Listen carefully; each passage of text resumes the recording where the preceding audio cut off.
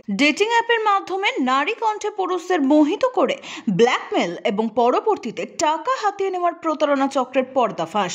অভিযোগ, মহিলা কণ্ঠ নকল করে গত 2 বছর ধরে অনেককে প্রতারণার জালে ফাঁসিয়েছেন ওয়াসিম আলী নামে এক যুবক। তবে সাম্প্রতিক একটি প্রতারণার অভিযোগের ভিত্তিতে তদন্তে নেমে গ্রেপ্তার সেই সুরেলা নারী কণ্ঠী যুবক ওয়াসিম আলী। একটি জনপ্রিয় ডেটিং অ্যাপে ভুয়ো অ্যাকাউন্ট খুলে মহিলা সেজে পুরুষদের ফাঁদে ফেলতেন অভিযুক্ত ওয়াসিম আলী। জানা গিয়েছে, ওয়াসিমের ফাঁদে পড়েছিলেন ফওয়াজ পারভেজ আলম। ডেটিং অ্যাপে মহিলা সেজে ফওয়াজের সঙ্গে কথাবার্তা শুরু হয়, মোবাইল নম্বরও আদান প্রদান করেন তারা। ধীরে ধীরে তা ভিডিও কল পর্যন্ত করায়।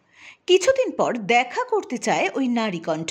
প্রথমে তাকে রাজারহাট থানা এলাকার রায়গাছিতে হাসপাতালের সামনে দেখা করতে বলে ওই নারী কণ্ঠ। সেই মতো তিনি গাড়ি নিয়ে সেখানে পৌঁছান, কিন্তু সেখানে গিয়ে কাউকে দেখতে না পেয়ে ফোন করলে উল্টো দিক থেকে ওই মহিলা দেখা করতে অস্বীকার করেন। উপরন্তু ফওয়াজের ভাবমূর্তি নষ্ট করা ও সম্মানহানির হুমকি দেওয়া হয়, এমনকি 50,000 টাকাও চাওয়া হয়। সেই টাকা না দিলে তার গাড়ি ভাঙচুরের হুমকিও দেয় ওই নারী কণ্ঠ বলে অভিযোগ। ভয় পেয়ে তখনকার মতো 28,000 টাকা অনলাইনে ট্রান্সফার করে দেন ফওয়াজ। পরে তিনি বুঝতে পারেন প্রতারণার শিকার হয়েছেন। এরপর তিনি রাজারহাট থানায় লিখিত অভিযোগ দায়ের করেন।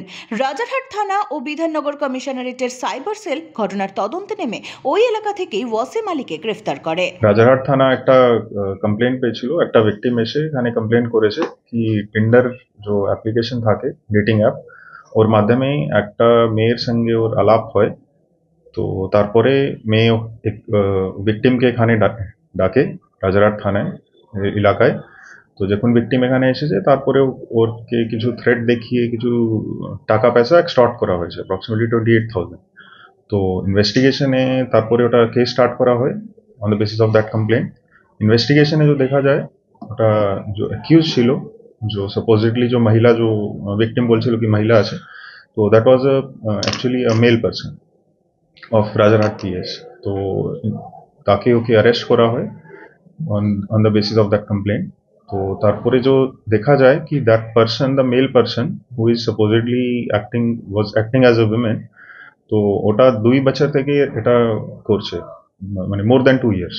তো আফটার দ্যাট ডিউরিং ইনভেস্টিগেশন এটা দেখা গেছে কি অনেকটাই ভিকটিমস আছে এই ক্রাইমের, এই যে মানে মহিলা সেজে যে করছে এটা, অনেকটাই ভিকটিমস আছে এদের। তো it's been more than 2 years.